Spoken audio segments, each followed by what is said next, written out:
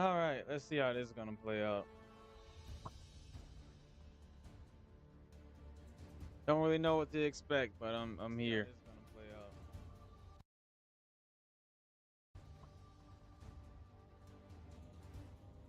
Don't really know what to expect, but I'm here.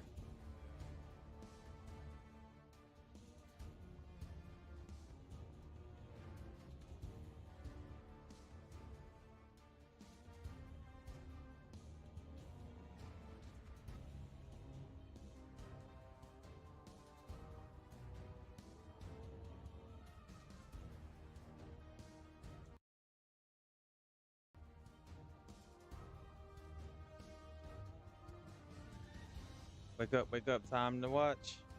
You got it, Dark.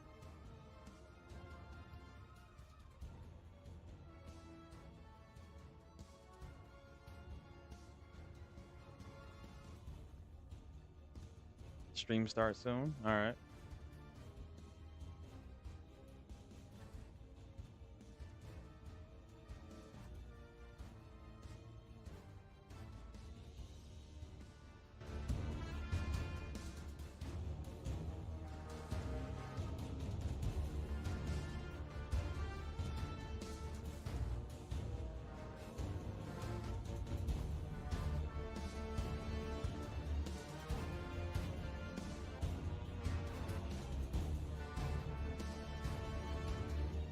There we go. I went in and turned it up a little bit more.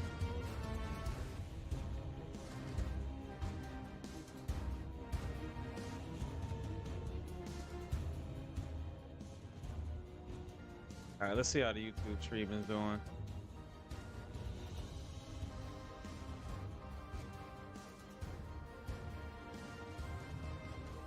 All right. Almost time. 10, 9, 8, 7, 6, 5, 4, 3, 2, 1.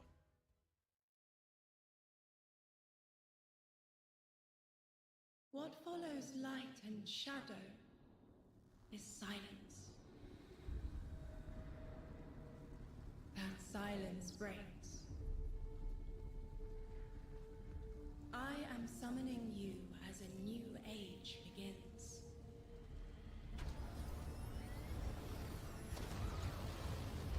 I see sapient life turn to each other. They remember how to look to the stars. They remember curiosity.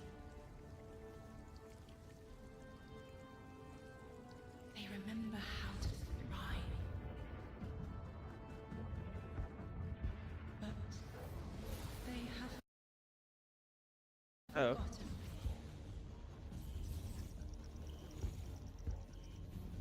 They forgot we were here long before the Traveler. All right, we've seen all of this. They forgot that they need us.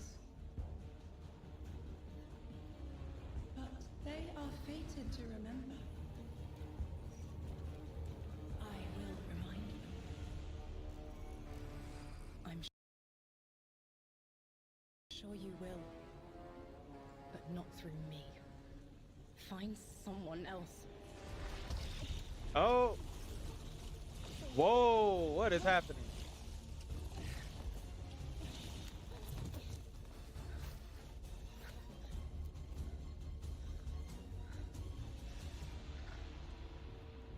My will is my own. Oh, God.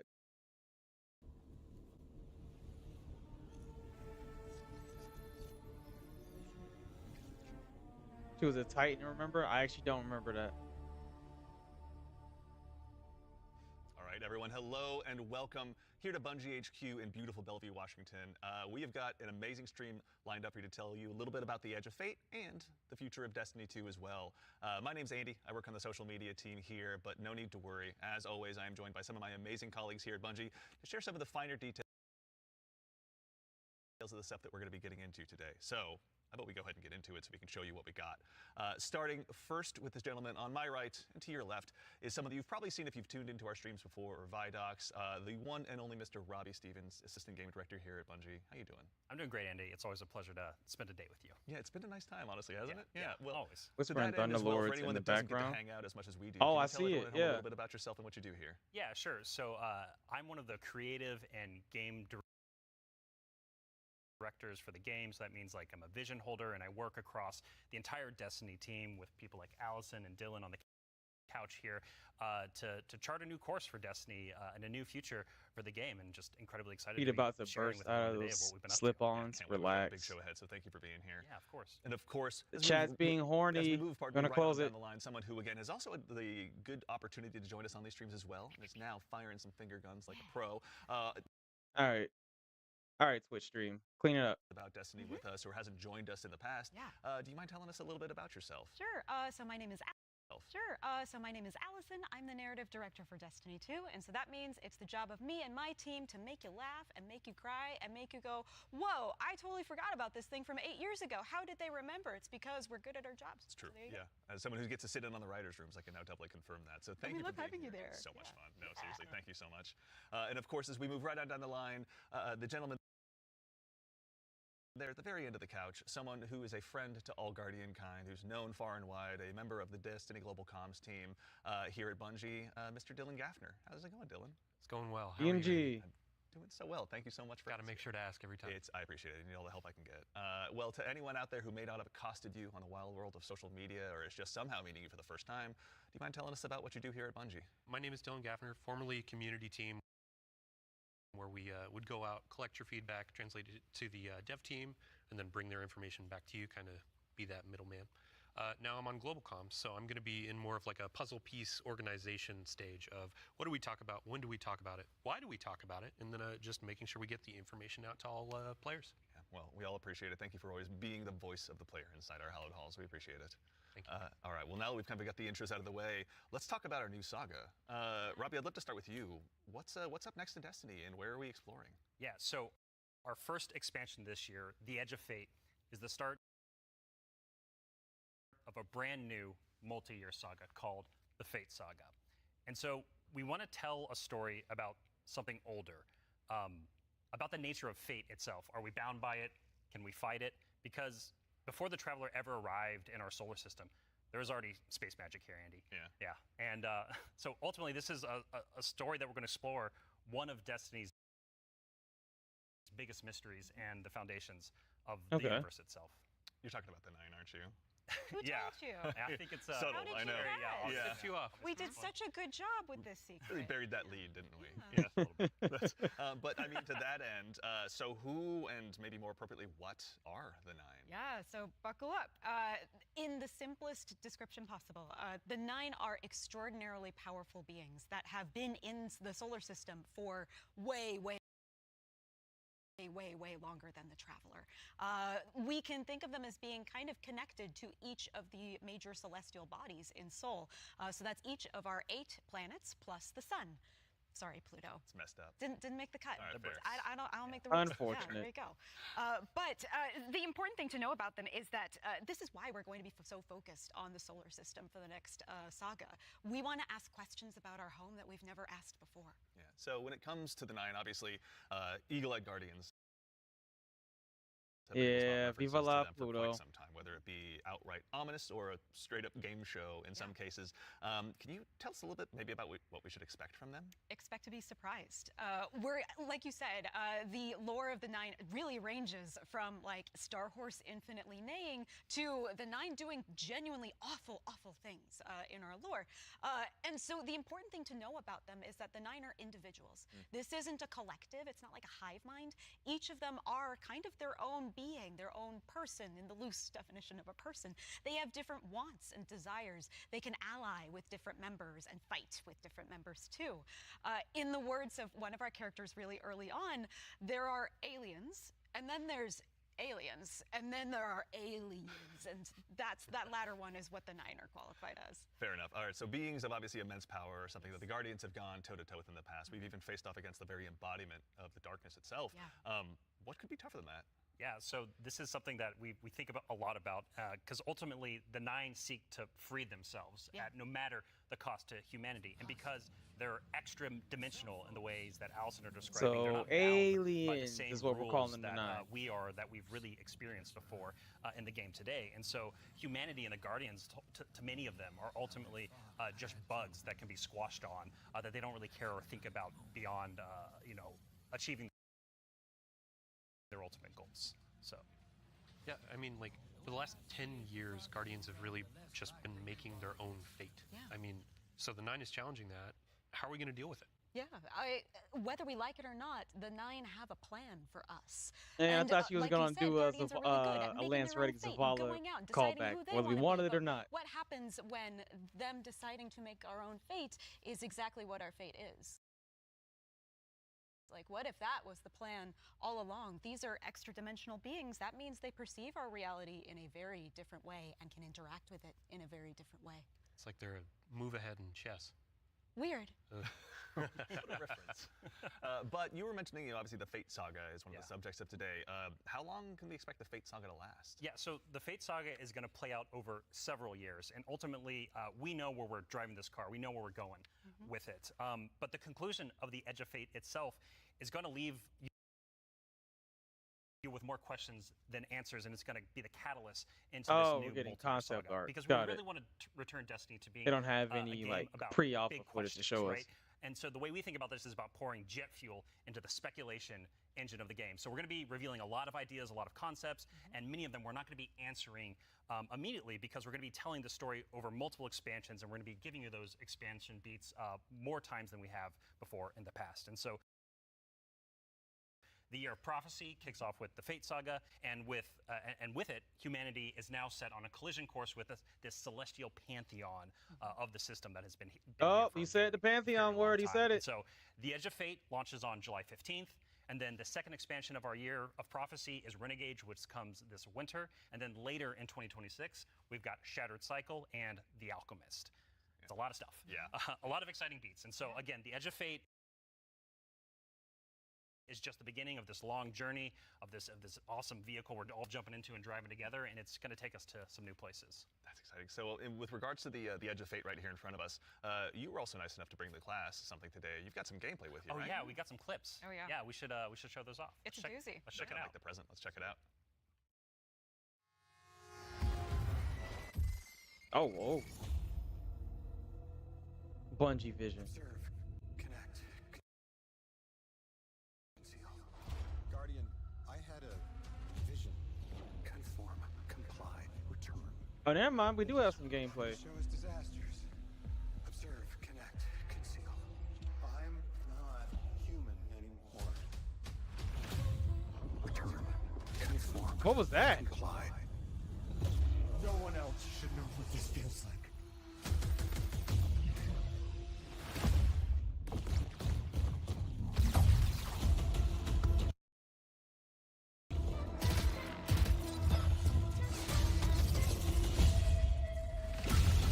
Enough. Ooh. Terminate your Oh, a suspicion, Stasis Commander. exotic hand cannon. Remove your scornful blindfold. Oh God, this stupid weapon.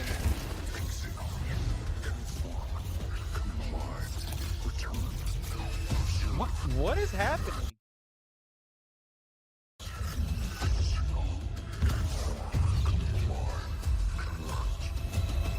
Return.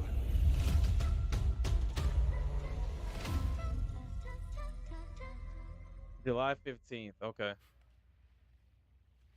All right, that gives us an awful lot to go ahead and continue to dive into. And here to help us go ahead and explore a little bit more of it, everyone, you probably noticed we've been joined by someone new here on the couch.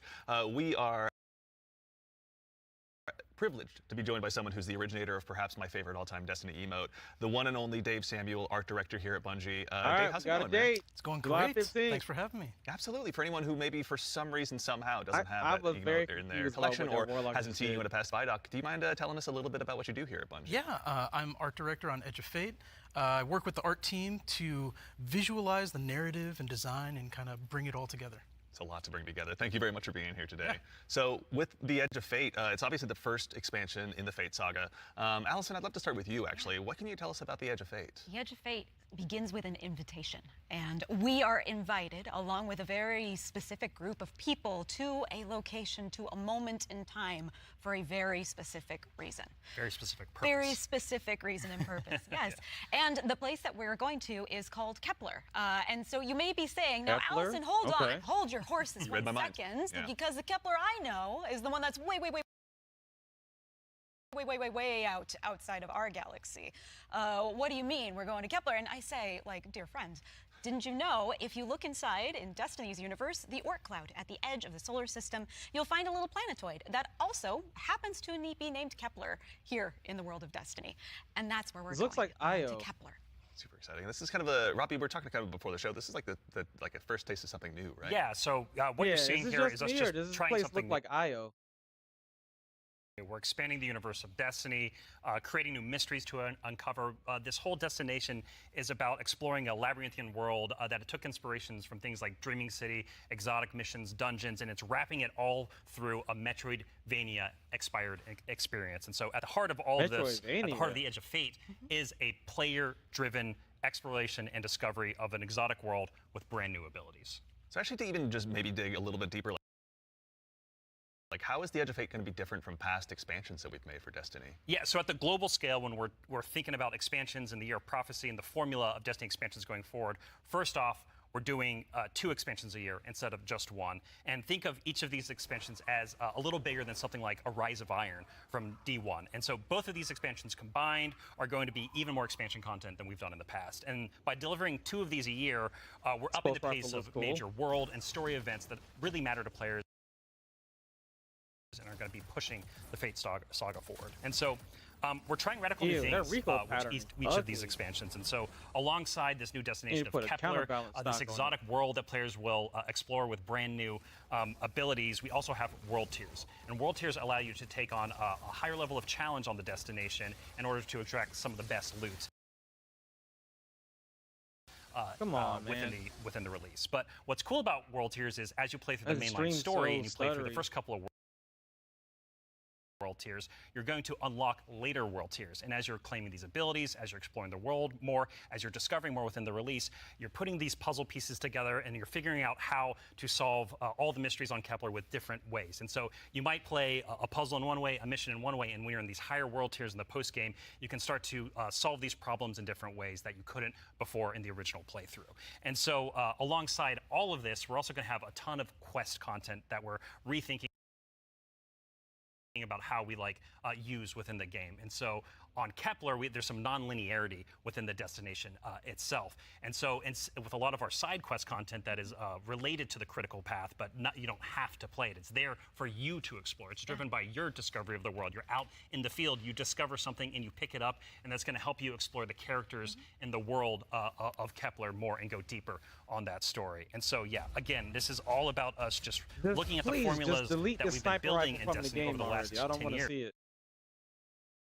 And some of them are really strong, but they're due for some experimentation and some radical changes. And so that's what you're seeing here with the first taste of the Edge of Fate. Very cool. Yeah. That's a pretty cool warlock ability. I love everything you just said. I was a little distracted by some of the gameplay we were showing, like exotic sniper rifle, I think I saw. Kind of recognize that. Oh, yeah. Some enemies with a couple really cool twists, like, okay. Yeah. But then also there was a guardian that turned into like a lightning ball. Yeah. yeah. So. So there's multiple new abilities that your players are going to be able to discover on Kepler that's going to make them navigate and look at the world in different ways. But the one you're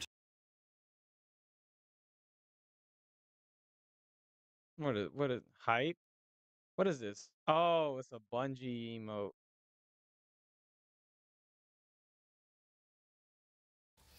Transforming into Matterspark lets. Oh, come on, y'all. What's up with the stream?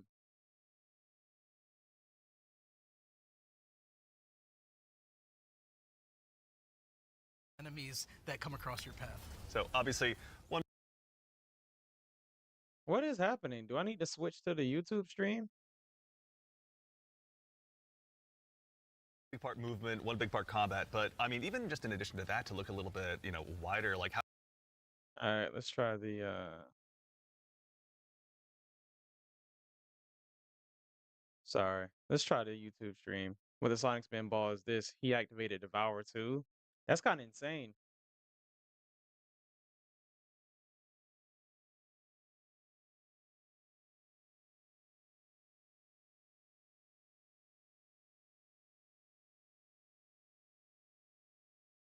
Will reveal a whole new area to All explore. right, come on, YouTube.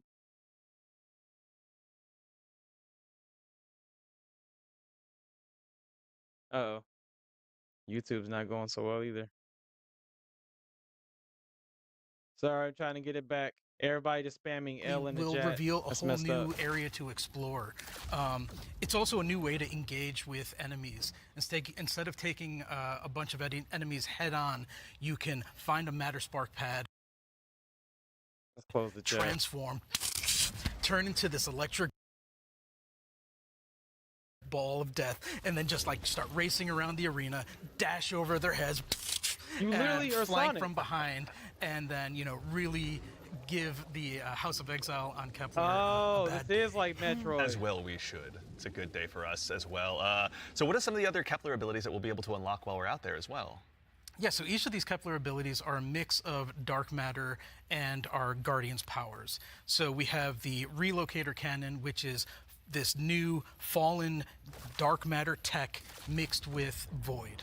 This is going to allow you to bypass laser walls, use these cascading relay networks, and just basically teleport around the world. Another ability that we have is Mattermorph. This is dark matter mixed with strand, allows you to manipulate the environment. You'll be able to basically push and morph and move geometry to create bridges, open up doorways, and then also reveal secrets and new opportunities. Yeah, so what's really important about what Dave is describing, and when we were thinking about building this world, it was all about like, hey, here's this new tool to navigate and see the world in a different way and solve little puzzles and mysteries throughout the missions, the free roam, and the quest content, and beyond. But also what was really important to us is that we lean into Destiny's first-class ability gameplay. And so with Matterspark, like Dave is mentioning, you're jumping, you're dashing into enemies to destroy them, you're doing giant explosions with them. With the Relocator Cannon, you're just blowing everything up with void explosions and graviton lance style like little secret projectiles. And then what's really fun about Mattermorph is you can just be like throwing these strange shurikens basically to just like delete an encounter before you then like start to morph the environment around you and move to the next area. And so it's just really exciting I'm incredibly excited about watching players just like solve puzzles and fight encounters in ways that like we don't even expect yet, and see how they take on the destination. And just like I really want to emphasize, you're going to be upgrading these, and when you get into especially the post-game experience, it's going to unlock, there's something unlocks with Matterspark that really changes the way that you can play through the entire destination. Yeah. Oh, okay. So when we're talking about dark matter, Yes. we have darkness abilities like Strand and Stasis already. Like, how is dark matter different? Yeah, so dark matter and darkness are two completely separate things. They're completely different Bungie, things. y'all don't want to give us the darkness But class, dark matter does exist in our world. In the world of Destiny, we know it as being tightly connected to the Nine. It's what the Nine are actually made out of. In our world, dark matter is invisible. You can't really see it. And it wouldn't be very fun to make a destination where there's an invisible thing that you can't actually see. So lucky for us on Kepler, there's a bioluminescent microbe that allows us to see all of this substance that's impacted this world so much. It allows us to see how it's impacted the plant life, how it's impacted the behavior of the peoples that we're going to encounter, and we can see how it has been able to bring these things that are kind of unstuck in time into this current location. I do have to put on my drifter hat for just a second and, like, what does it smell like? What does it taste like? Yeah. DMG, Dark weird. matter smells and tastes like bleach and math. Yeah, it's true. Cannot wait to get that chip flavor. Bleach Yeah. and Yeah, get it with the math? sandwich I today thought after. you said It's zesty. meth. Yeah, it should be good. Actually, so on the topic too of stuff in the trailer as well, we heard someone talking there. Can you tell us who that was? Sure, that was Lodi. Lodi is a new character that we're introducing in Apollo. Not in Apollo, we're introducing him in the Edge of Fate. Yeah. I want to give a special shout out to Brian And Get rid of the Villalobos, who player. portrays Lodi and does a spectacular job. This character is fascinating. He looks like He's somebody, kind but of I a fish out don't of know water. what that But the face fun thing about is. tropes is to kind of put a twist on them, right? So what if that fish that we pulled out of the water was the most qualified fish to be pulled out into the air? Down for anything. It's down for anything. And yeah. what if that fish was kind of made to be pulled out of the water? I don't want to give away too much because this character is way more fun for the players to figure out what his deal is. But I will say that Lodi is very, very far from home. Very fair, very exciting. So, I do have to call out too, before we started this, you and Robbie were talking about how Lodi is like a notice me character. Oh yeah, Robbie wanted a senpai. I did. Yeah, I wanted someone that I senpai, just wanted to spend a bunch of Yeah. time with on this new adventure we're going on. Yeah, a friend that we can look up to. Yeah. Yeah. right, yeah, notice me. Notice Notice me. me. Somebody in the Yeah, chat of said, course, bring he him writes this himself, along, or rather please. Allison No, does. please, God, So no. with regards We don't to want the characters more as than well, this. so is it a whole new cast of characters in the Edge of Fate? No, we're going to see some new faces like Lodi and other characters, but we're also going to see some familiar ones too. Ikora is here. The stakes are high Oh, enough nice. that she's Ikora's here here. investigating what's going on. And as it turns out, in one of our major mysteries, she's kind of at the center of it. That's our She was warlock invited queen. here, as was Lodi, same as we were.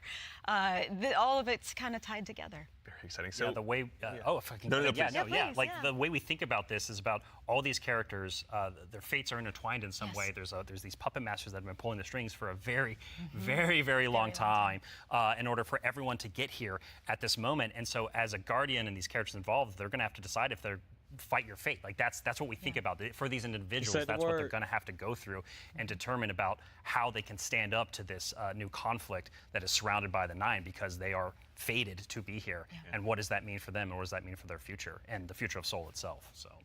So with regard to these new characters and this world we find ourselves in, was there anything about that setting, or in particular, that really influenced the creation, rather, of this world that we're going to be inhabiting? Yeah, I'll give you a list of fun facts. First off, if you've been paying attention to Destiny over the last week or so, you already know that there's been people on Kepler for a long time. That's an old-ass computer that you were putting those numbers into. We also know that the Vex are here. They're studying the Nine because it turns out the Nine can do something that the Vex can't. As Dave mentioned, the House of Exile are also here. They've become fixated on a being that they call the Giver. And kind of most importantly, Giver. the dimensionality on Kepler is really thin. So the 3 dimensions that we can know and see and touch are very close to the realm that the Nine live in. And that means some things from Earth's past have been yanked into Kepler's present. Exciting. Nice. Okay. Yeah, I mean, so we've been talking about invitations throughout this, and we need to call out an invitation that's actually going to be waiting in the game after this is over. Ride of the Nine begins today. Yeah. Right. So I believe we have a trailer to show. Yeah, you were nice enough to bring a trailer along. I'll go ahead and give it a look really Yeah, quickly. let's do it. Yeah.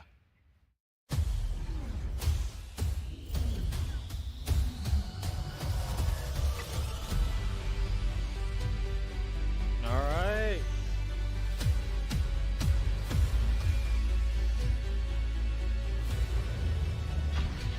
Explorer is basically a hand-holdy version of the dungeon.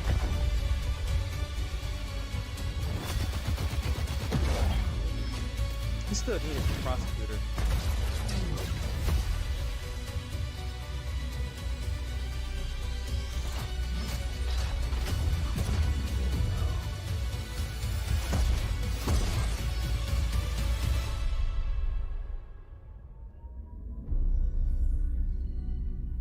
Looks good. Looking forward to playing it.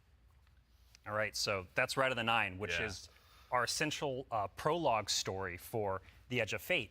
And these 3 dungeons that are featured in this event are free for all players starting Nice. today. We love and so free. what's really important about this is that these dungeons are both for veteran dungeon crawlers, hardcore raiders, people who've been in these places a lot, but also new guardians who have never stepped into a dungeon before, right? BMG is the most What was really punchable body important and face for us in when the we were world. developing Ride of the Man. Nine was that we are changing the formula Rob on how we can think came in about how we here can with the welcome big even more people into these experiences. And so I don't you're wanna going to be able to go bully in him. solo, What did buffed DMG up, do and to you? explore a dungeon by yourself, or go and match made with other Oh, fire see, team you members just shoulder wanna to shoulder bully for DMG the for very no first reason? time. That's But crazy. don't worry, because we also have that higher level challenge for our veteran, our hardcore dungeon crawlers, where you're going to be able to earn the best possible loot, exclusive rewards and also an exclusive title as part of Rights of the Nine. What's also really important about this event for being a prologue for the Edge of Fate is that it really reintroduces the emissary into the game, and you're going to learn why her job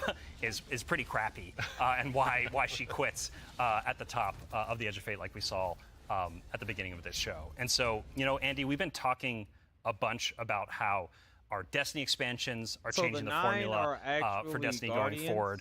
So now I think it's time for us to start talking about how the core hobby of Destiny is changing going forward. The day-to-day of playing Destiny, week-over-week experience. And we've got someone else on the couch here to help us talk about that. We have an expert in that very subject now who's gone ahead and joined us on the couch. We are now joined by the one and only Mr. Ben Womack, creative director here on Destiny. Ben, how's it going, man? Hey, I'm doing great. I'm really excited to be here. There's a lot to talk about. Yeah, there is a lot. Yeah, it's going to be a very good conversation we have coming up. Yeah. But before we get into that, can you tell us just a little bit about what you do here? Yeah. So I'm the Destiny 2 creative director for the core game, or the core hobby, as we call it. Yeah. And it has to do with all parts of the game, everything Edge of Fate, through your seasons, through the fundamental systems. And in particular, like Rob was saying, I've been focusing on the thing about the kind of building blocks of Destiny 2 and getting those like not only stood up but also transformed and iterated on in some really exciting new places. Nice. Well, let's go ahead and just start at the top. Can you tell us a little bit about what, like, the core formula of Destiny is changing and why? Yes. So I think we need to start with the why first, because it's important to think about what is Destiny, what is great about Destiny. Destiny is best when you have like awesome chases that you're excited about. You have really cool, powerful builds to make, and there's a mountain to climb that's right in front of you that you want to climb. You're like, I want that mountain. It looks pretty cool. And the thing that is not always true right now in Destiny is like it doesn't feel streamlined as it could. Players don't have as much agency. You know, that is an understatement. They want to be more rewarding than streamlined. Because right now there are barriers to playing Destiny like in the best way. And those barriers are insurmountable sometimes. So think about that whole picture of, okay, what is the Destiny that we really want, that has been in the past, that we also want to get back to, and where we want to go for the future? That's where all the changes you're going to see have started, like at their inception point. Confirmation is an it's a big piece of the pie. Massive updates coming across so many systems of the game, and this is like we're just getting in, digging into the surface. Yeah. I mean, to that same end, then, how are we making it easier, pardon me, to go ahead and just get straight into the fun? Oh, no, let's do it, because that's exactly what we want to do. And the first thing you're going to see when you log into Destiny with Edge of Fate, you're going to log in your character and see your ship in orbit. It's going to say, it's not going to say Open Director, it's going to say Open Portal. And the portal is our new front page of the game. We're trying to like get you to the fun as fast as possible, and as few clicks as we can. Like we even have Edge of Fate there in the corner, so that it's like right immediately there. No fumbling around with the map to get to it, really. And that's better. We're also taking other big parts of the game, the ritual game and for seasons, and putting them into these ops categories. So the idea is that we're having these different ops for different moods. We're having solo ops, like, we're allow us to have a get bunch of straight fire to team it, ops, whatever we we have trying to pinnacle do. ops, and of course we have crucible ops. So Still why super haven't they important for the sold game. the Whisper? Was, I mean, to start up at the top, can you tell us a little bit more about what solo ops are? Oh yeah. So solo ops is exactly what it says on the tin. It is a bunch of activities that are made for solo players. And the conception point of that was we want to make activities for players who have a smaller amount of time that they want to play in, and they don't necessarily want to have dependencies on other players, but they still want to get in there and play for 10 to 15 minutes and get some real progress. Yeah, get some loot. Yeah, get some loot. Yeah. Get some loot and get your character forward and feel like, yeah, no, I played some Destiny and that was great.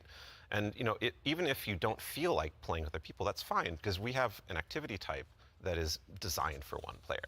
Excellent. So, I mean, to that same end, what are some other ways that we can play and have fun using Portal as well? Yeah, so Robbie actually has a great way of talking about this. So. Yeah, some of the North Star that is what we talked about when we were developing the Portal early on was like, where are we headed with this thing? And ultimately, it's play your way. It's giving players more agency, more personal drive to figure out how they want to engage with the power climb and the new progression systems coming and our seasons. And so the entirety new progression and power climb is now all available to you in the portal at your fingertips in one place. It's really easy to find, really easy to jump in. Anything you play inside of that category is any of those categories is gonna help you make progress. And so, because we want Destiny to be welcoming not only to new players, but also old players who are coming back to the game to join us with the Edge of Fate. And we also want this to be like a new even playing field for everyone. And so, as part of this is a commitment from us as part of the core hobby and all the seasonal content we're building, that we're going to be continually investing in this, right? We're going to be continually updating this over time for years to come. And so, you're asking me directly, like, what else is there to do? Yeah. Ben mentioned solo ops. We also have the fire team ops and pinnacle ops. Both of these are more around playing with other fire team members, shoulder to shoulder, where fire team ops are more quicker sessions. There are some longer form things in it too, but then pinnacle ops are more about those really long form or more challenging kind of focused activities like exotic missions, for instance. And so, and then the one thing we haven't talked about yet very deeply, but is incredibly important, and it's something that I think we've done for the first time like ever, or maybe since early D1. It's kind of a return to form. Yeah. You're going to be able to experience the entirety of the power climb within Crucible Ops by playing PvP, right? Really? So this means, like, if you want to be sweaty, Andy, which, like, I know you, Dylan, too. I know you're that way, right? Like, I know both of you are, like, if you want to get those sweatbands on, you're going to be able to play the entire experience in the season here and earn some of the highest tier loot that's also available in the game. I have to say, this is like super exciting because, like, my player type or other folks out in the community, like, they want to go in, they want to jam on PvP, but then their friends invite them to do a dungeon or a higher tier activity, and they're like, oh wait, I need to grind a long time to get up to power. Now, through PvP, they can get up to power, and you can just bring them into that PvE experience and have a fun time with each other. Yeah. So. That's honestly how I primarily played D1, so I'm really looking forward to that. So it sounds like the core, obviously, of what you guys are talking about, play the way you want to play. It's at the center of all of it. What if I really want to challenge myself, push myself? Oh, yeah. Let me play Crucible if I want to play Crucible. That's important to us. Well, deathbed also success. Yes, and that's true. From it, That's right? true, yeah. Yeah, and so we really want to give agency. That's one of the things, player driven towards loot and challenge. And so we have a really hugely expanded activity customization system. We have a lot more difficulty levels, and we have a ton of new modifiers. We have 50 new modifiers along with all the old modifiers that we've Expert, Master, Grandmaster, and all that are going to make this big curated web of options for you to experience any of the PvE content in the curator. And so, like, we have Banes, not just old Banes that we have, but new Banes as well. We also have boons to help you, like, get advantages in your activities and for your build. We have challenges and trade-offs. And Rob, what the is fun wrong part with is you, you're going to get these different combinations that are available, and you're going to then make a mix that's actually going to change the way you play and be pretty interesting, and sometimes be the way you prefer you play. Like, there's a new boon called Grappler that I personally love. It's kind of my preferred way to play, where they give you 3 grapple grenades replacing your current grenade. You can't do the melee, but they recharge super fast. So any build you want, you can now Spider-Man around. Just spamming out. It's actually super fun. It's so fun. Yeah, and I mean, like, what's at the heart of what Ben is talking about is what we kind of call the virtuous cycle, right? Where you're going to be crafting your build, tinkering with the activity, looking at, like, how you can earn a higher tier of reward by taking on higher challenge. And as you earn better loot, you're looking towards that next mountain to climb just ahead of you all the time. Okay, and I like so this is really about how far yo. you want to push yourself upwards within the portal itself. But also, we also are thinking about the people, and that's the depth, right? That's the depth of the challenge that we're talking about. That's also, but we're also thinking about the people who don't have as much time to play with, like, solo ops, and also if you're scared of modifiers or you're scared of customizing these activities, or you just don't feel like doing it. Yeah, that's a great way to describe it. Thank you. We have a bunch of quick play options, right, Ben? Yeah, quick play options, and we actually have matchmaking and fire team ops.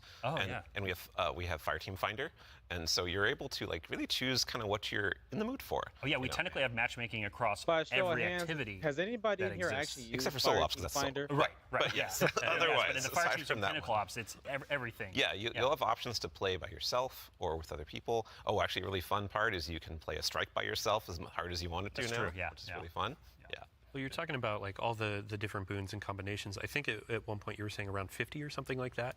Those 50 apply. new ones. 50 new ones. Yeah. So it's like you can take those into solo ops. Like, we're talking about this being kind of leisurely, bite-sized activity, but if you want to take it and say, I don't want Weenie Hut Jr., I want, like, esoteric level solo hardest thing in the world, like, you can kind of customize and do that. I personally have never used from the very start if you really want to. Yeah. And Depends on how yes, deep you want to because go. my clan is trash. Yeah, and the Bills, point is that you you're don't going to, even like, play all stretch the that time. far, and we want the reward to feel like worthwhile. Yeah. Yeah, you want to feel like as you're pushing yourself, you are rewarded for it. That is something that's really important to the vision here. What's wrong with you, man? Rewards. You don't even play all the time. Rewards. There are a lot of rewards, aren't there? It's funny you mentioned it. Yeah, we've got Banes, boons, modifiers, but let's talk about gear for a little bit here. Yeah. What's changing about loot, and why should Guardians care? Yeah, so, like, talking about, chases and mountains and builds, like, gear's at the center of all of that. And we actually have 2 giant gear changes I'm going to, like, put in 2 little buckets for us to talk about. The first one is Armor 3.0. And the next one is gear tiers. And so, like, talking about Armor 3.0 first, we are probably making the biggest change ever since Shadowkeep around the system. It's enormous. huge change. Yeah, so like we're adding set bonuses, Health which is a per long orb. requested feature for all the new armor that you're going to be able to get at Edge of Fate launch, and we're redoing all the stats on armor. Okay. Where they can now like Plus exceed 100, Go beyond 100. go beyond 100 Jeez. for extra bonuses. Yep. We're going to every single piece of new legendary armor that drops Armor is going to 3.0 have is all the energy basically filled in, so Destiny you can 3. build crafting right away, and it's going to essentially like. There's more features actually that I could talk about, but I don't think I'm allowed to. 4-piece reactive booster. Something that we Yeah, can't talk bro, about this too. is You a new mentioned gear game. tiers as well. Yeah. Let's talk about that a little bit. Yeah, so looks gear like an tiers are very entirely exciting new because game. every single legendary weapon and armor that you can get is going to have 5 gear tiers, starting from 1 going up to 5. And like we have a 5 gear tier 5 piece of legs armor on the screen right now, and you Okay. can see that like this is like looks really cool with iconography, It but it does. also has a ton more stats. And oh look, what's that? Yeah, what's going on with the energy there? Yeah, the energy. Ben? Yeah, that energy says 11, and That's it's one goes to true. 11. Yep. It's not a typo. Interesting. Like energy is going to 11 for higher tier bumped up the armor, and total so if you energy want to that for your 11. build crafting opportunities, it does like give you some new options you never had Yeah, before. bro, this is You're basically gonna have to Destiny 3. challenge yourself to get more higher tier armor and keep on going to get yet more higher tier armor to get those options. Yeah. And this is also not something that's just relegated to armor, right? When it comes to weapons, they're obviously getting their own refresh as well. Yes, I mean, what's Destiny without chasing some? You read my mind. Yeah, like weapons seriously. are part of the Exactly. player identity. You know, people like have a gun that they love. You and got fashion, and then you have gunplay. that's right? true, though we do have Fashion and for gunplay. your guns a bit now. Hey. Well, so because once you reach tier 5 for your legendary drops, you're going to be getting tier 5 weapons, and those have unique shader treatment. It's like essentially a completely different look that's going to immediately identify it to you and others that this is the highest tier gear of this drop that you can get. It's going to show on the weapon. It's going to show on the icon. It's even going to show when you kill enemies with that weapon, because there's unique kill effects for tier 5 Giver's weapons that you can Blessing? Okay, turn on or this off is if a you don't want cool it. But gun your design. gameplay will like show that no, yeah, the That's a lot of weapon freaking that is perks. being used is like the highest tier you can get. Yeah, Giver's Blessing, which I think we have on screen right now. This is one of the Kepler auto rifles, and I cannot put this thing down. It's so good. Yeah, when we're playing through the Edge of Fate right now, and it's what's really exciting about it for me is that like when you see that tier 5 drop, like you know immediately that's better than like a tier 3 or tier 4 weapon that you have, right? And I think that's when we talk about making Destiny easier to just jump in, find the fun, make it Right, accessible, but as you also should. create more depth. Yeah. You know, this Yeah, is what we're 720 thinking in the about. It's like how top can we class, just make ice and immediately like BS. you understand like Bro, okay, this Rob, is probably better than the thing I have right now, relax. depending on what gear tier it is. It's gonna get I mean, power craft anyway. That's a good example of how much time and effort is being put into these game systems to make them more like I just did it for the approachable. content. Change can be scary. There's a lot of change that's about to come to the game. We're Armor 3.0, we have so many new boons, we have a bunch of new stuff.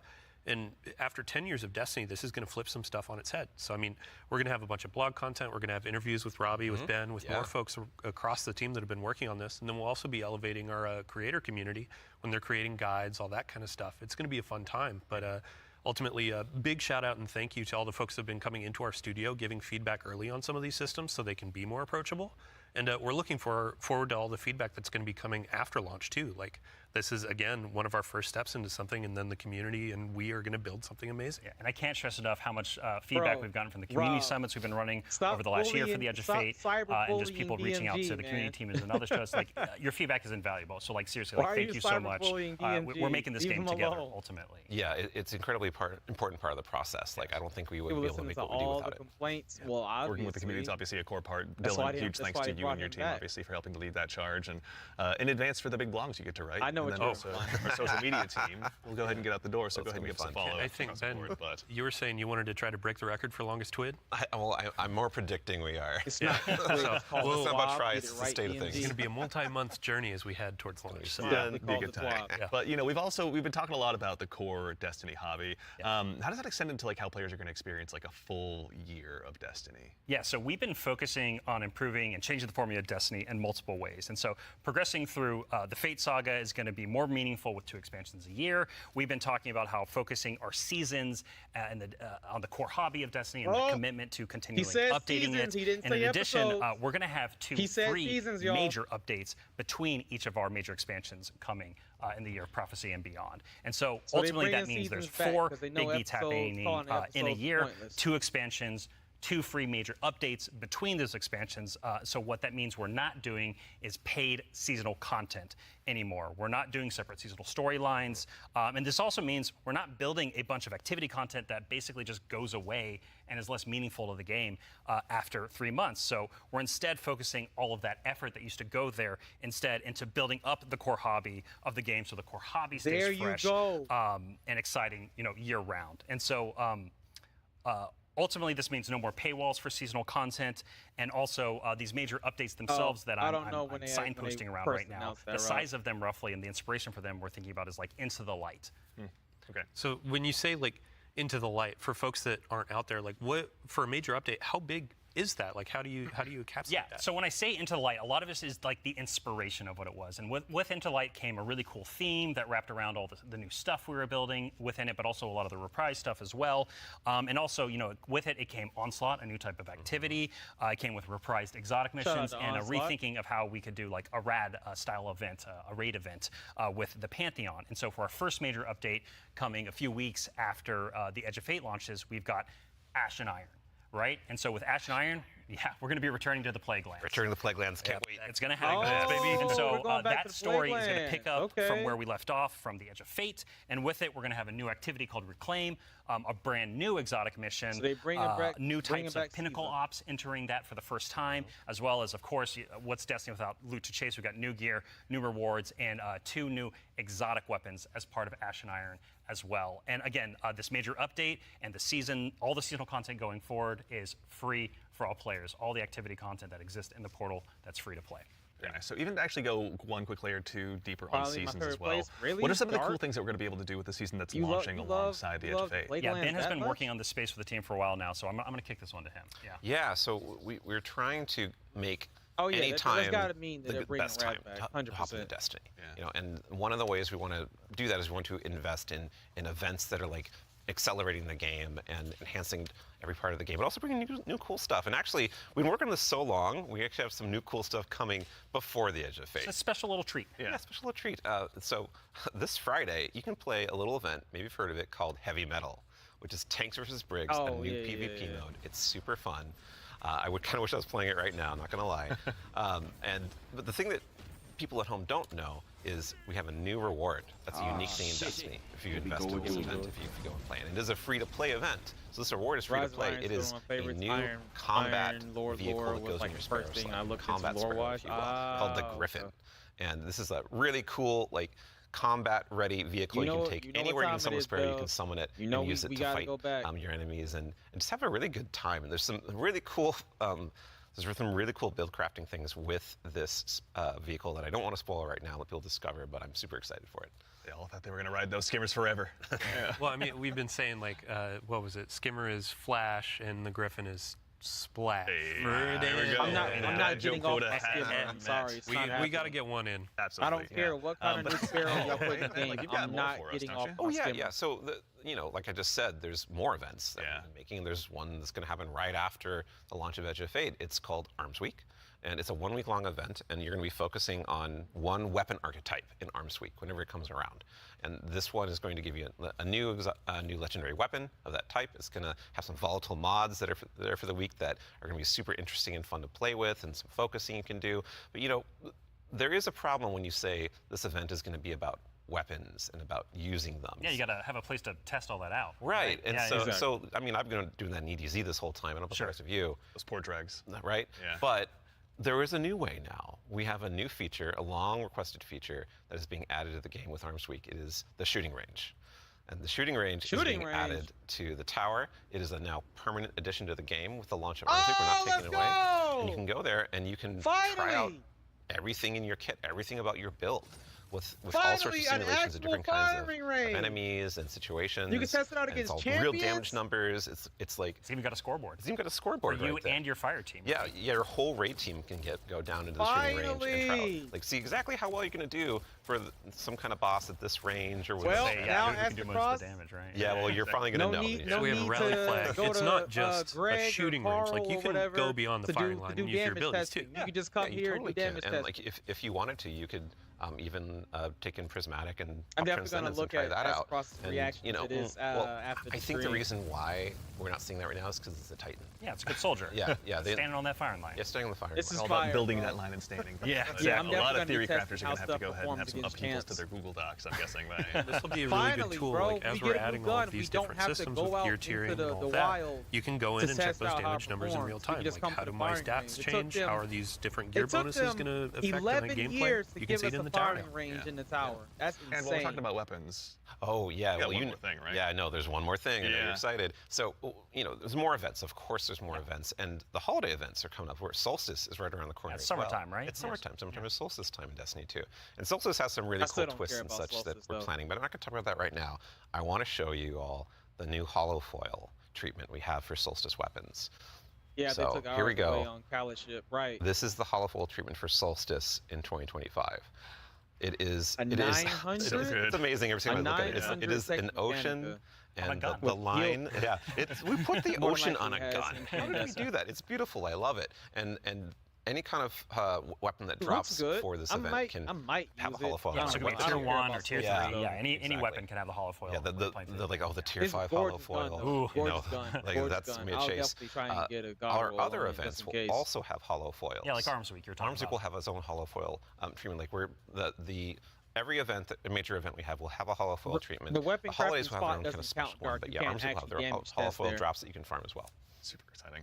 No, it's going to be a good time. I'm going to have way too much stuff to chase down, so appreciate you guys putting all the hard work in, obviously, for that. But I believe we've got one more thing.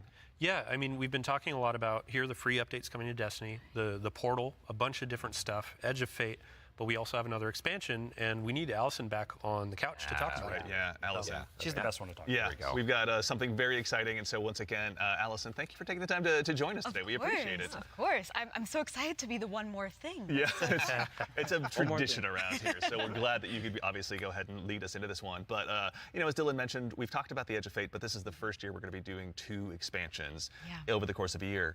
Can you tell us a little bit about Renegades? Yeah, so we're going to have a dedicated reveal for Renegades in September alongside our major update, Ashen Iron. But earlier, we were talking about how sometimes our formulas can constrain us from experimenting and innovating. And so in that spirit, Renegades is going to be very different from the Edge of Fate.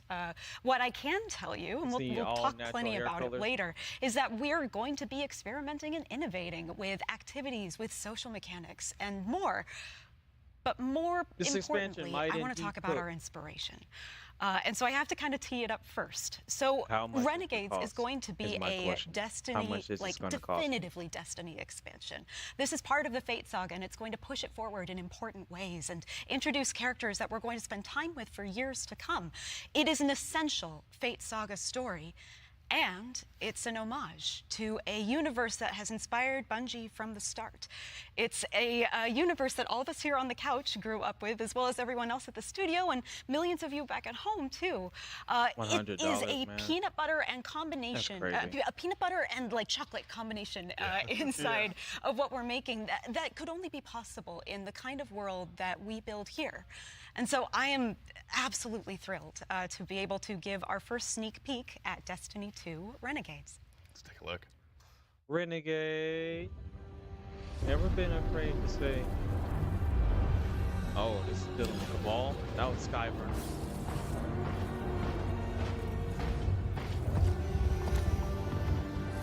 Hell, I don't even know. I'm just watching.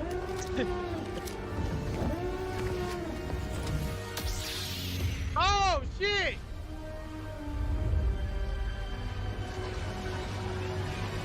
Y'all made a Star Wars collab? I see Lucasfilm. A damn Star Wars collab? Okay, Ain't no Robbie, way. what did we just see?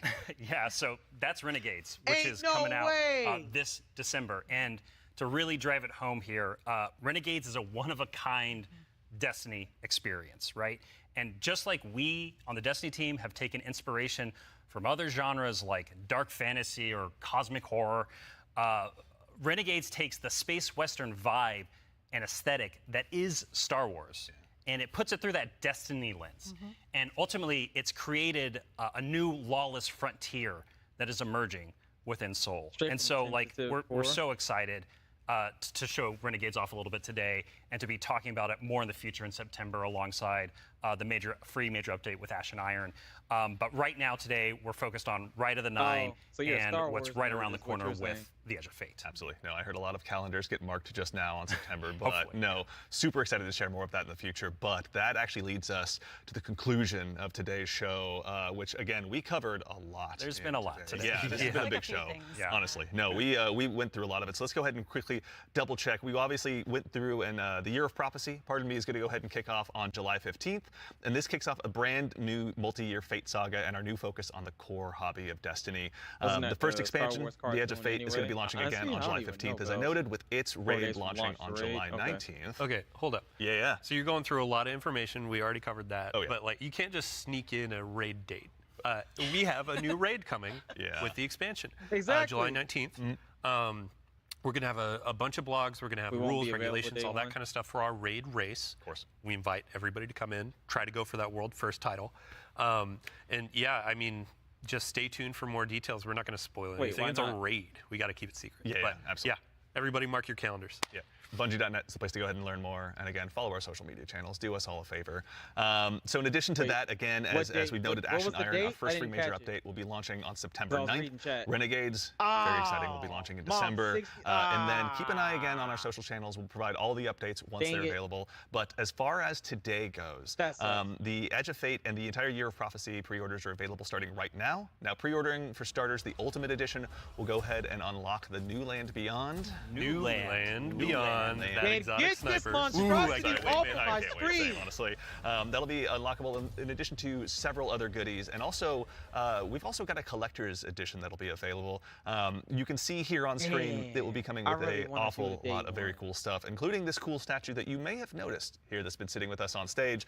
This is one that you can go ahead and add to your collection as well. But that's not all that's in there. We got the writing team got a little excited on this one. We put a lot of lore goodies into this collector's edition. So like that weird metal thing, that weird envelope, boy, weird. Wonder what's up with that. Just decorative points? You should probably read it. Yeah. Anyway, we're going to do a dramatic reading as soon as we should go downstairs immediately after this. Really right after this. Count me in. And then again, too, as far as today goes, Rite of the Nine. This is the essential prologue to the Edge of Fate, and like all of our events moving forward, is going to be a free to all players. So make sure and go ahead and check that out when that arrives. And before the show wraps up, make sure and stick around for a little bit longer. We're going to be rating our good friend Sammy Cat as well. So go ahead and give her a follow. Tell her we said hello in chat. Pardon me. If you have any Twitch Prime subs or anything like that, go ahead and do us a favor. Drop it over there and check out her stream. She's going to be having a good time. But that concludes it for us here today. So for starters, huge thanks to my teammates here for joining me. Thanks for having us. Yeah, Robbie, Allison, Dylan, of course. There we go. We got Ben, and of course, Mr. Dave Samuel. Thank you all so much for being here today. And then, of course, to the crew that puts all this on. Thank you, everyone. This doesn't happen by accident. Thank you all so much for all of your hard work and dealing with me on these last couple of days. And of course, to everyone at home, to all of our guardians out there in the community, thank you. It's a tremendous privilege to get the opportunity to share what we've been working on early, and it matters only if you guys show up and join us. So we really appreciate it. We hope you enjoyed. And otherwise, in the meantime, until we see you again, take care of yourselves, take care of each other, and we'll see you all Starside. All right. What we thinking, y'all? What we thinking? I think this was a W. I think this overall was a W. I gotta go back and watch. I was at work. I missed everything before Armor 3.0. Oh, okay. I feel like this was overall a W, man.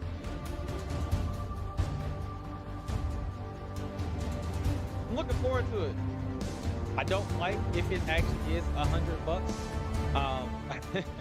I'm tired of spending $100 on Destiny every freaking year. But, yeah, no. What they showed, it looked good. Another trash Destiny reveal? Oh, okay, the Bells hated it.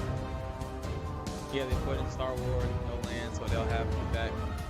Oh, Rob, you're a No Land Beyond fan? Ugh.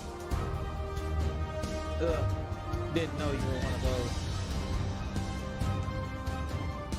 I'm numb spending on this game, bro. Oh, I get it. I totally get it. Well, I mean, at least we don't have to spend money on the freaking season pass crap no more. So that's a good thing. And if we want to try and get more of our friends into Destiny, we can tell them, hey, you can just hop into the seasonal stuff, whatever it is, for free. Yearly subscription. Yeah, it's literally a yearly fee. Yeah, that don't mean I gotta enjoy paying it though. All right, so we got Bell's take.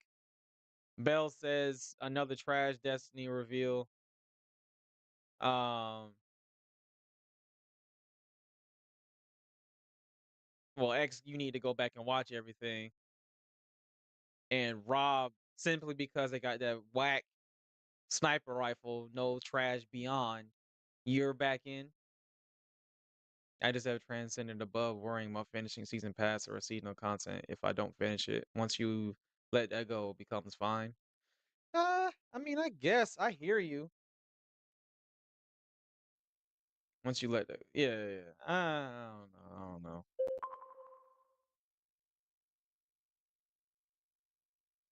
It's just,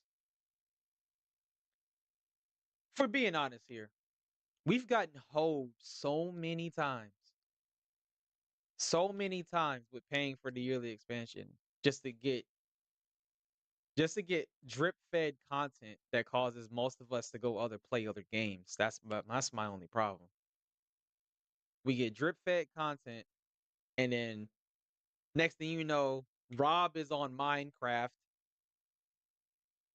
X is playing Call of Duty again. Bells is playing Call of Duty or offline. Or if Bells is on, he's doing Fire Team Finder for whatever reason. Because apparently his clan is trash.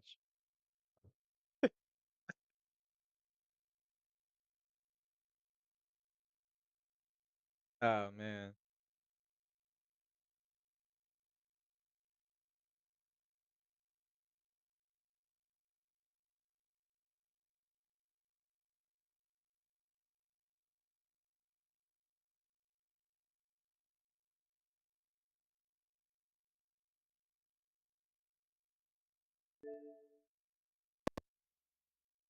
Still gonna be what'd you say? Stop being a slave to Destiny chore simulator. If I don't want to play it, I don't want to play it. Oh no, I get it. It's already a W changing how we use armor and how we play the game. It has to be enjoyable. That's it. They still gonna be cheating anyway. Who gonna be cheating? Enlighten me, Bells. Who gonna be cheating?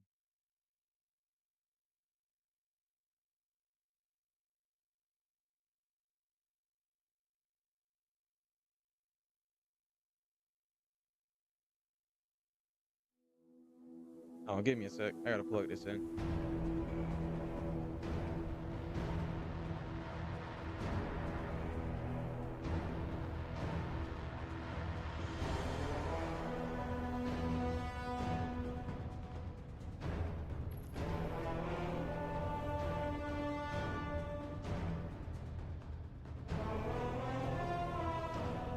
It's every multiplayer game in existence.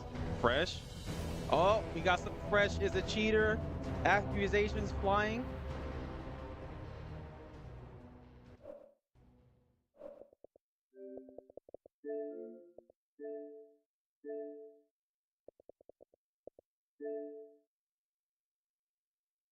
And Fresh is trash. I agree. Wow.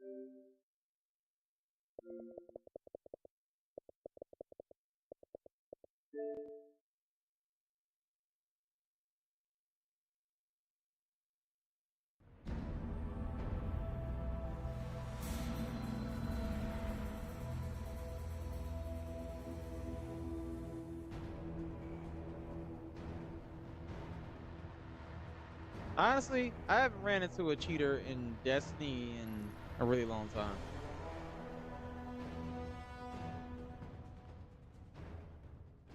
Server's still not available, huh? Is there an update?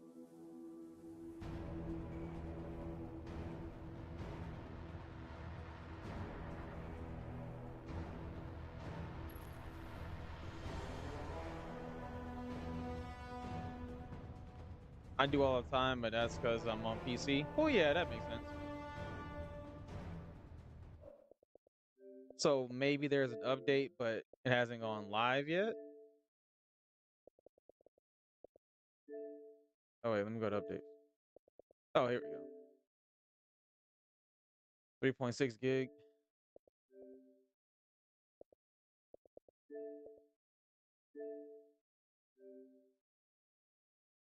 Two gig? And get rid of Thrillville, I guess. I don't even remember installing Hey, I just did it!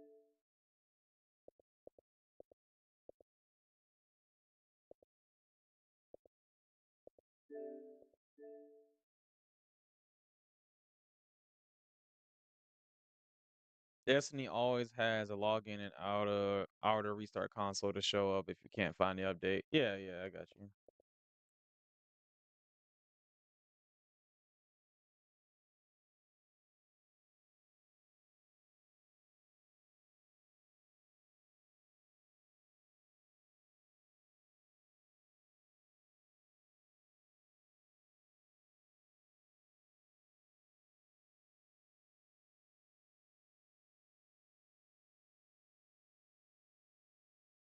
One day I need to sit down and play Vampire Survivors.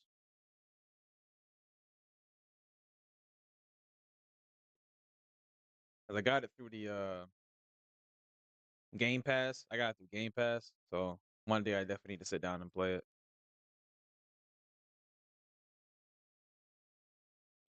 Heard nothing but good things about it. I saw Maximilian dude playing it on his stream last year.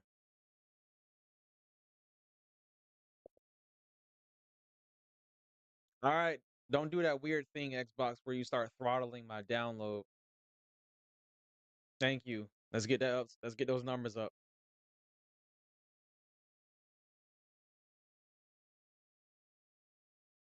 It should be downloading at 200. I don't know why it does this. Speaking of Game Pass, that may be the only way I touch Marathon. I don't know what'll get me to actually play Marathon. That game does not interest me at all. Like I have -2 interest in extraction shooters. Oops, I held it up for too long. Oh, be going all the way to the top. Oh, all right. Let's bring it down.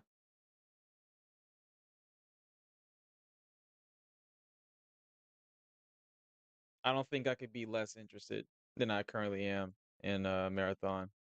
Sorry to all those extraction shooter fans out there. Yeah, it's gonna be on Game Pass. I wouldn't imagine it being so with Sony owning it. I don't believe so, but if later on it is, then I'd consider it. Oh, I thought it was. Wait, what do I know? I'm a retired Call of Duty player that plays Destiny and now plays Player Obscure Expedition as often as he possibly can. All three extraction shooter fans are offended. Yeah, that sounds about right. You know what's the messed up part? Everybody's saying that Arc Raiders is going to crap on Marathon. Everybody's saying Arc Raiders is actually a better extraction shooter than Marathon is. So, like, the consensus is Bungie needs to delay Marathon till like another 6 months or something beyond the current release date. That's what everybody's been saying. They need to delay it, cook it a little bit more, a little bit longer, then put it out. And if they're not gonna do that, put it out as like an early access and charge for early access, and then whenever it's at version 1.0, make it free to play. And then people who bought early access get some kind of exclusive gear or whatever. It's not a bad idea.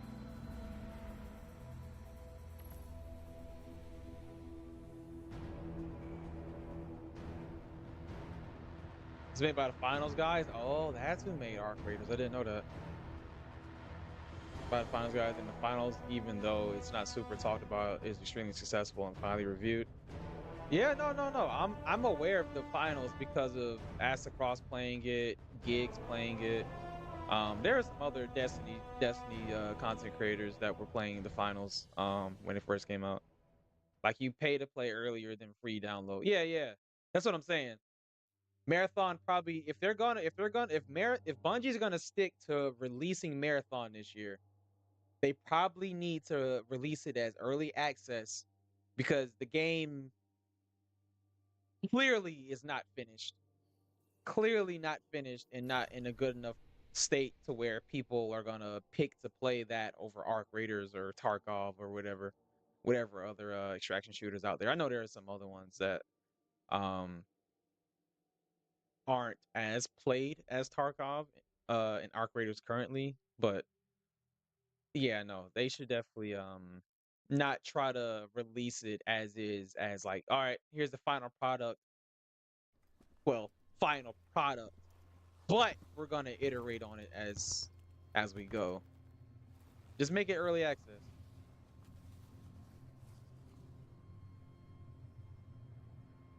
Grief's a funny thing.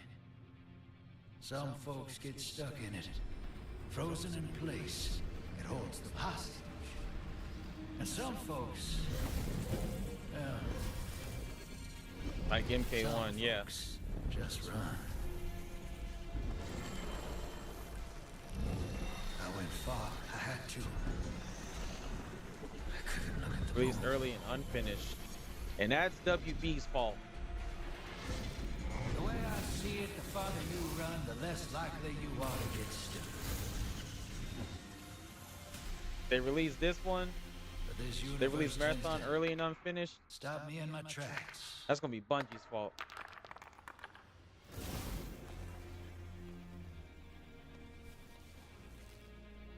One way or another. Something's out there, hero. It's throwing rocks at our window. Alright, I need to get this Iron Banner gear off me.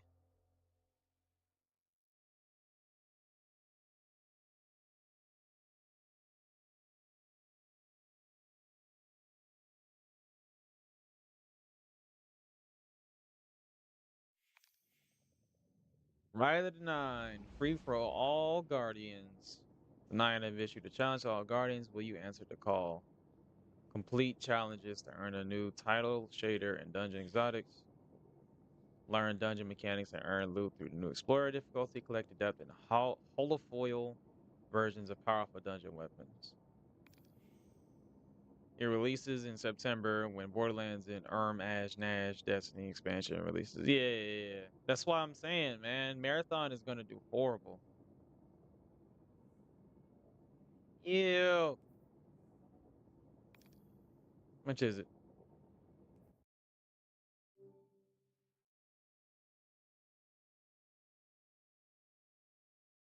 Ew.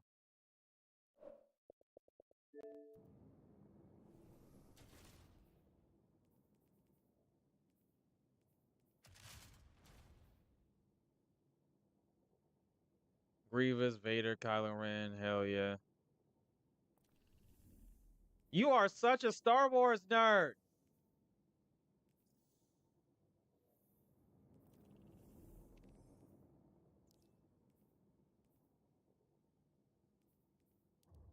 Are you edging your fate enough? There's Eternity, right of the 9. Well, how do you gain access?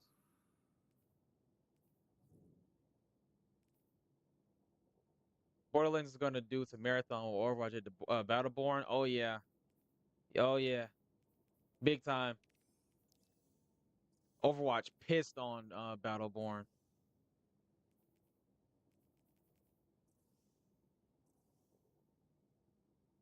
Everybody forgot Battleborn even existed. Is there any indicator of how you even get access to Right of the 9? Are you supposed to complete some kind of seasonal related thing in order to get access to it? Do you got to complete the seasonal crap? Yeah, as much as I hate to say it, Borderlands 4 about to skull. Wow. I mean, that's putting it harshly, but that's probably the truth. And Borderlands legit looks sick. I'm not gonna cap. Yeah, Borderlands looks good. What the heck? Why do I not have access to it?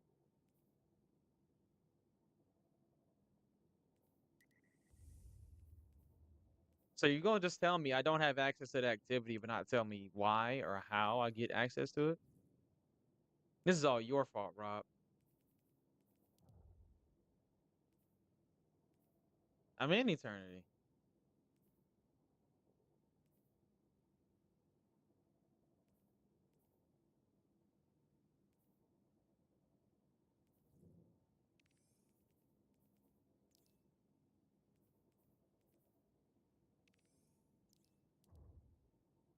Do I have to complete Court of Blades?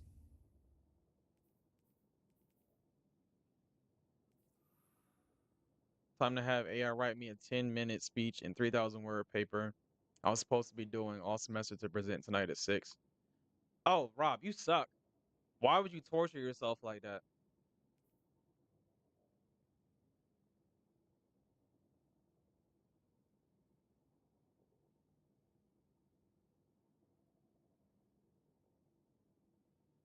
Yeah, definitely chat GPT for the win. But this is the very definition of waiting last minute.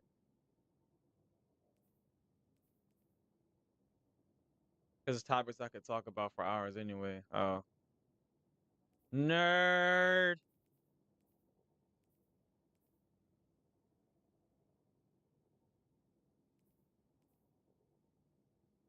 Computer and IT stuff. Okay. What the heck? Is Right at 9 locked behind? Is it locked behind something that I'm not aware of?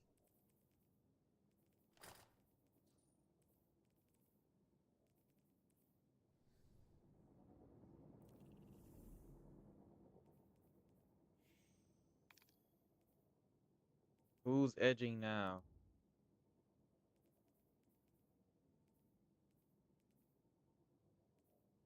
I don't see anything that tells you how to get access to it, bro. All right. Let me look. Let me look.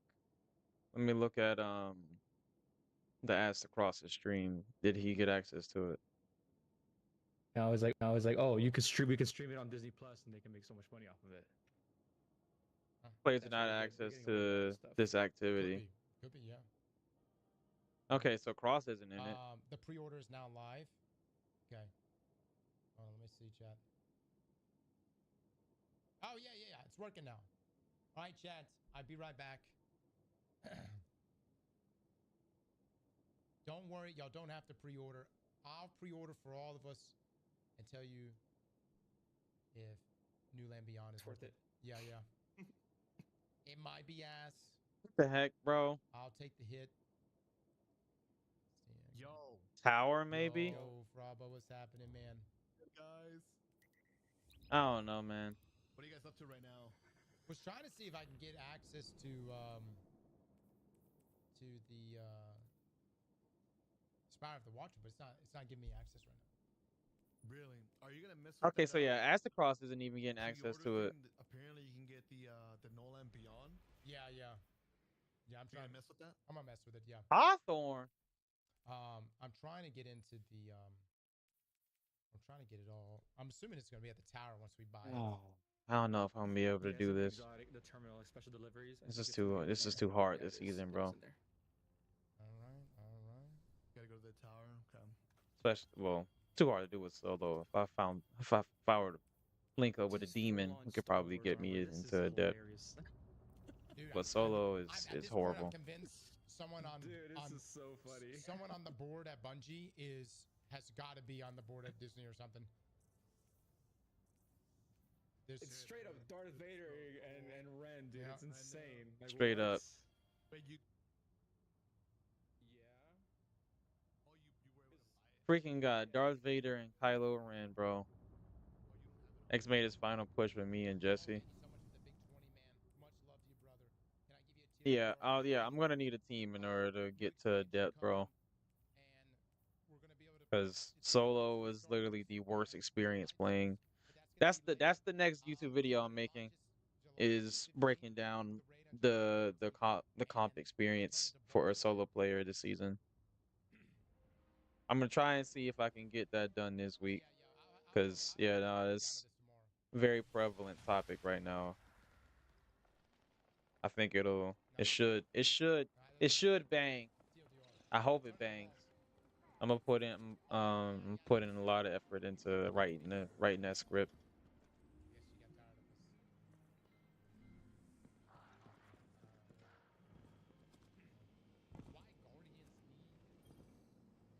Time to fight, Guardian. What do you need? All right, let's go to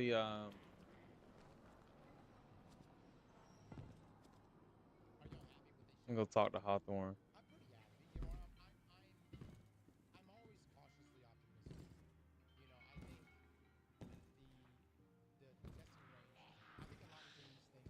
She's not lit up, so it's probably not from her. We all want the same things. Guardian. Yeah, no, Hawthorne has nothing.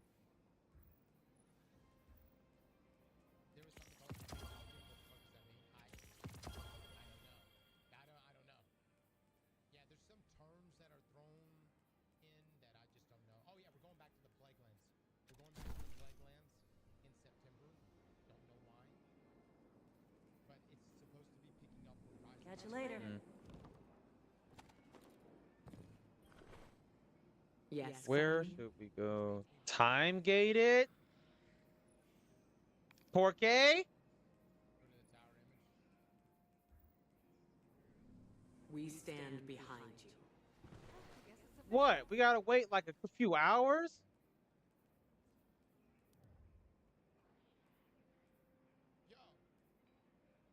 Is that what you sell to the Guardians?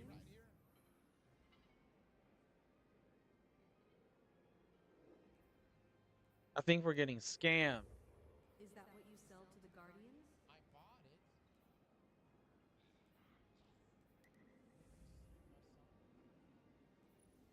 I want one like the Warlock. Time for a break. No Watson trigger happy Guardian looking at you over their sights. Huh. Oh, you can do matchmaking with the Explorer mode. That's cool. That's actually really dope. Wait a minute. I'll take it. Nice. I just need something. I don't care how. Does it work?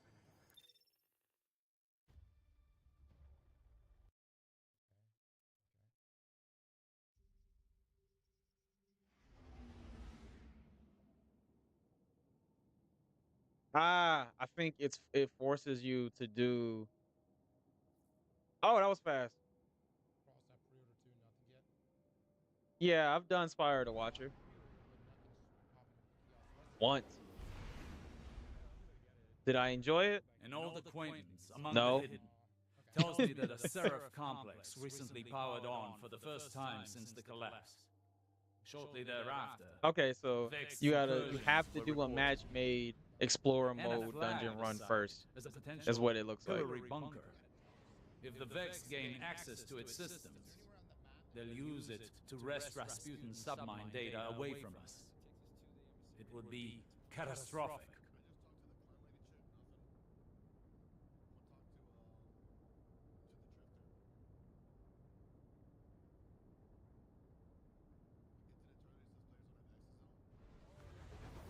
You may have to have a full party in order to launch the other versions. Probably, I can see that. This is Destiny. One time mean enough. You've landed at the source of the complex's AUG supply. Look at this. I got me a Conqueror up in Martian here. and Rust have done this place no kindness. Our window of opportunity is short. One time mean enough. It is for this. It is for this dumbass dungeon. You think I actually like this dungeon, X? Go. I'd rather play Prophecy. Prophecy is goated.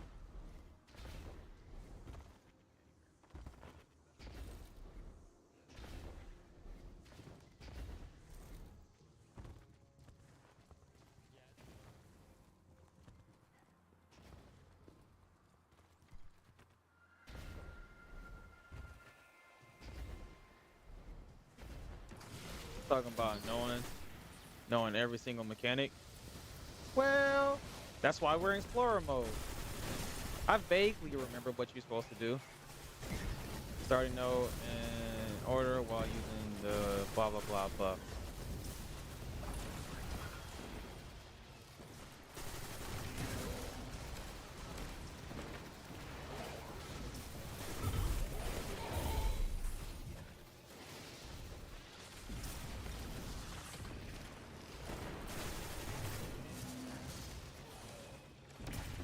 How the hell you get down there?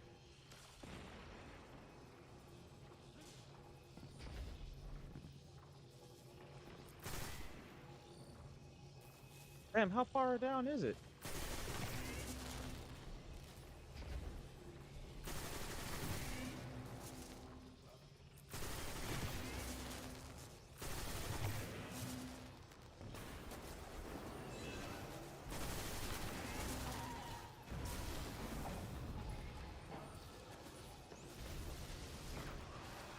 How you get it? How you get to it? Oh, okay.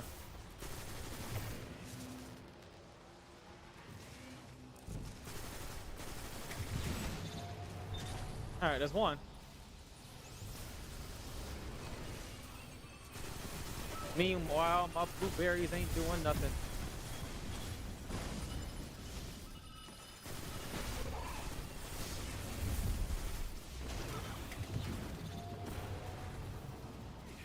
Okay, so there was one blueberry doing something. It is unusual to see so divisive Vex outside the Black Garden. They're a fanatical sect of programming devoted to the darkness, or rather the witness.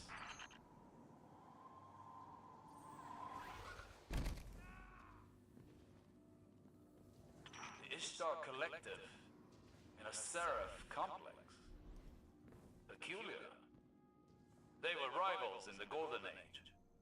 This wasn't just a pillory site, it was a joint research facility. Honestly, this is good for me to be doing explorer mode since I've only done this dungeon once.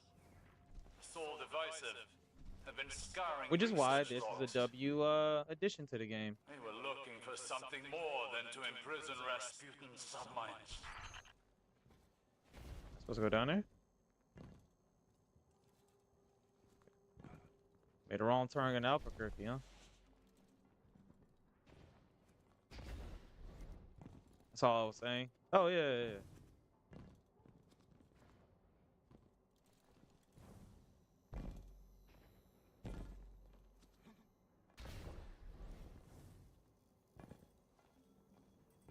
Follow the red light, I guess. Oh, good lord. I am hungry. Sheesh.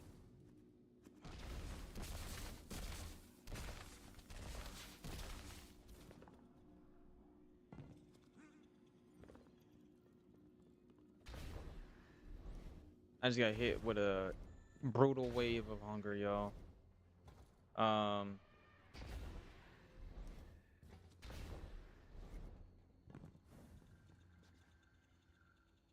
Yeah, hold up. Give me a sec, y'all. I need to at least grab protein shake, because I can feel a headache coming if I don't hurry up and eat something.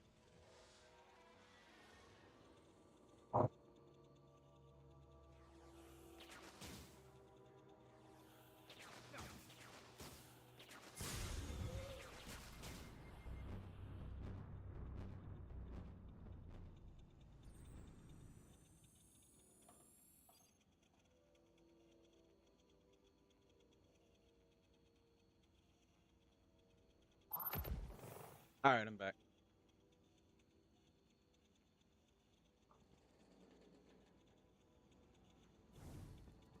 What are my teammates doing? Did they abandon me?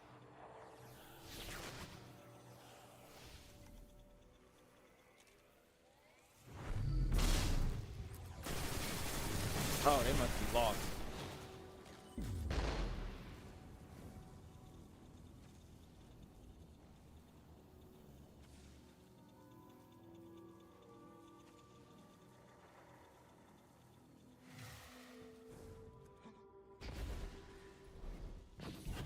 Does anybody know what happened to my fire team? Oh, they're stuck down there. Okay. All right, well. I vaguely remember what to do. Or where to go, rather. Oh, they left me. Y'all some hoes.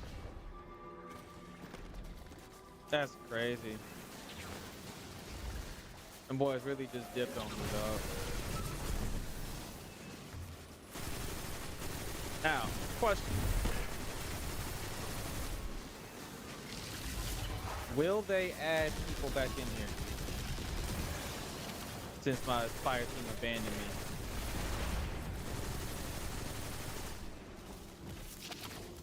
I hope so.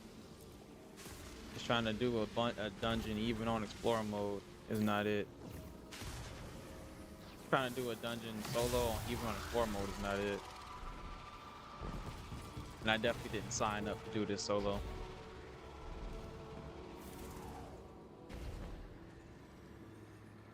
I signed up to do this with a fire team.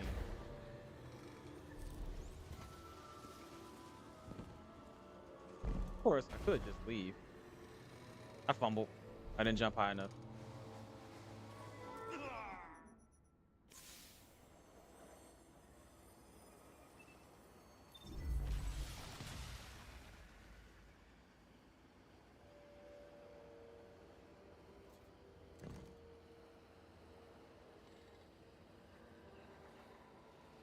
Have a dedicated reveal for Ren.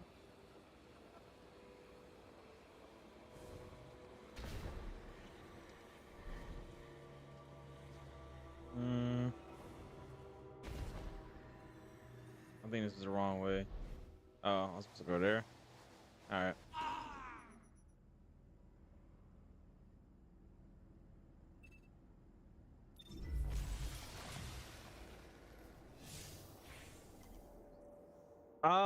There's no point in doing this more. They left me. My fire team left me. Well, let me just see. Oops, I did not mean to do that.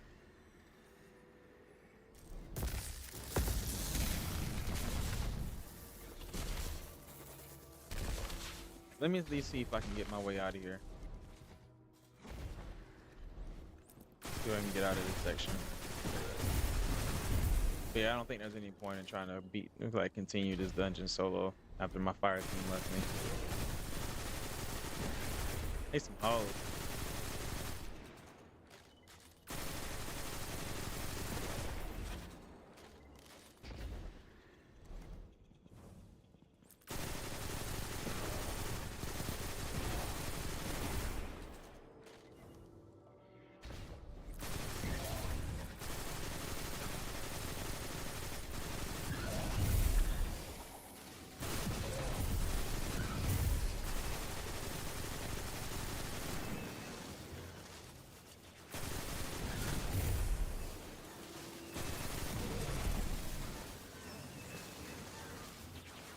How will you end your fate?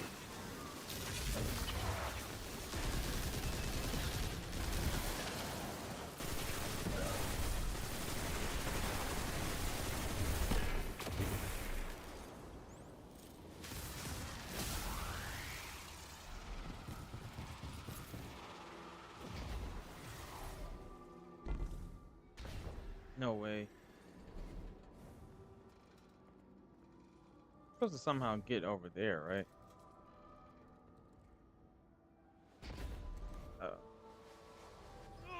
Oh, it's a kill zone.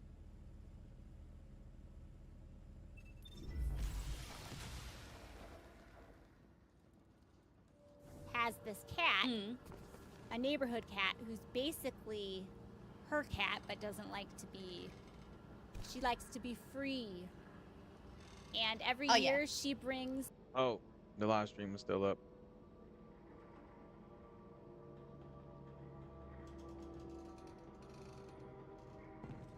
All right. From here, I don't know where to go.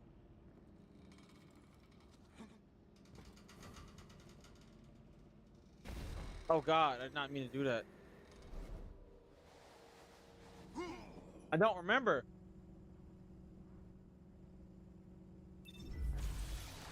I don't remember where to go. I've only played this dungeon one time.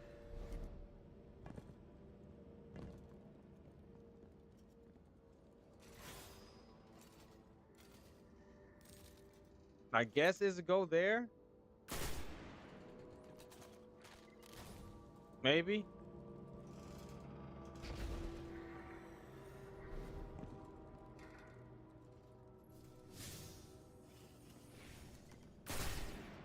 I'm missing something.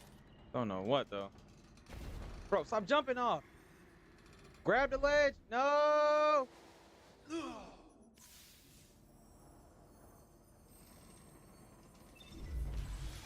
Look, man, my freaking fire team left me for some reason.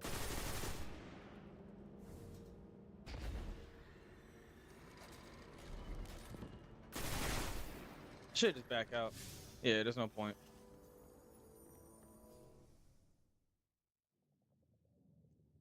All right, whoever that duo was that left me in there by myself, your mom's a hoe.